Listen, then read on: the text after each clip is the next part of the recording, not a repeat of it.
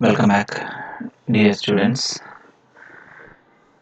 So, in this session, we will be briefing about the working of a vapor combustion refrigeration cycle, which is the practical cycle for refrigeration and air conditioning, which you see almost everywhere, other than industry and special applications. In almost all the refrigeration systems as well as air conditioning systems are working in this principle of vapor compression refrigeration cycle. So let us see the basic cycle, the processes, the components.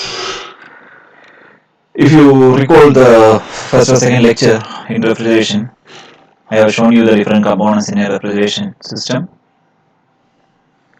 The same components of that of this vapor combustion cycle. So let us see. You know the problems of a Carnot cycle, right? Reversed Carnot cycle or Carnot refrigerator. Compression of a vapor liquid mixture as well as the expansion in a turbine which contains moisture. So by completely vaporizing the refrigerant before entering to the compressor, we can compress one single phase of the refrigerant and we can execute the expansion, that is the reduction of pressure and temperature, in an isenthalpic process in an expansion valve or also known as throttle valve. Simply by throttling, we can reduce the pressure and temperature.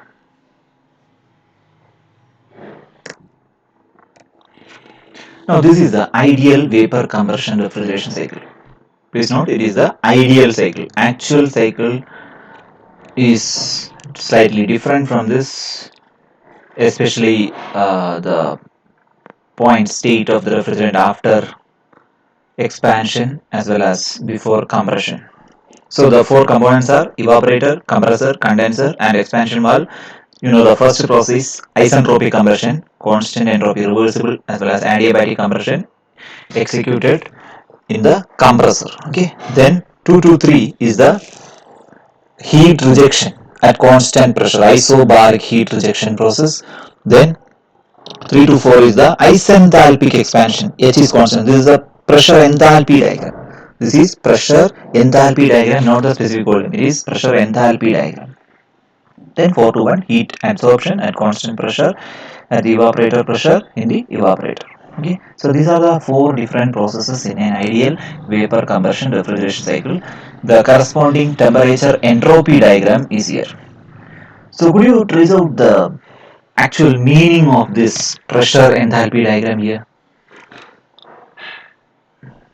Out of the four processes, three processes are shown as straight lines, horizontal as well as vertical lines. Also, from this diagram, the actual length, if you have drawn this diagram to the scale, the length of the processes 4 to 1 as well as 2 to 3 or 1 to 2 will give you the exact difference in enthalpy. But here, there are curved lines, straight lines, and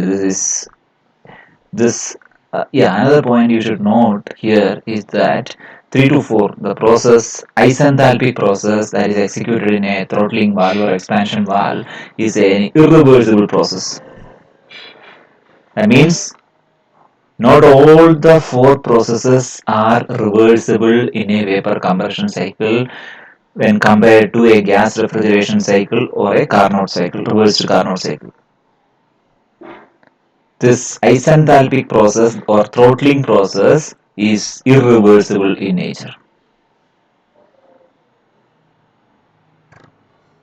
So also please note this QL is the heat absorbed by the refrigerant in the evaporator, QH is the heat rejected in the condenser, WN is the work given to the compressor during the isentropic process. Based on this, we will derive an expression for COP, coefficient of performance for vapor compression refrigeration system. So you may note down the 4 different processes.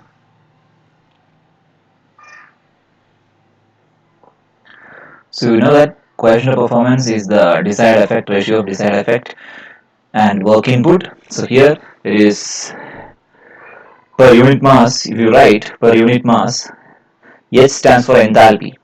You may refer to the thermodynamics series playlist for the detailed explanation of enthalpy and the first law of thermodynamics, Q, W, etc. All those things are explained in the thermodynamics. If you have any doubt in this, you may refer there.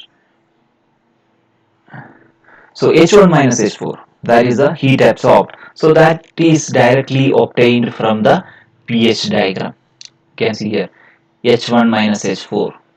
So this length of this line will directly give you the heat absorbed during this evaporation process, isobaric heat addition process. Then work input is H2 minus H1. At H1 some work will be added, so H2 obviously will be greater than H1. So H2 minus H1 is the work input in the cycle.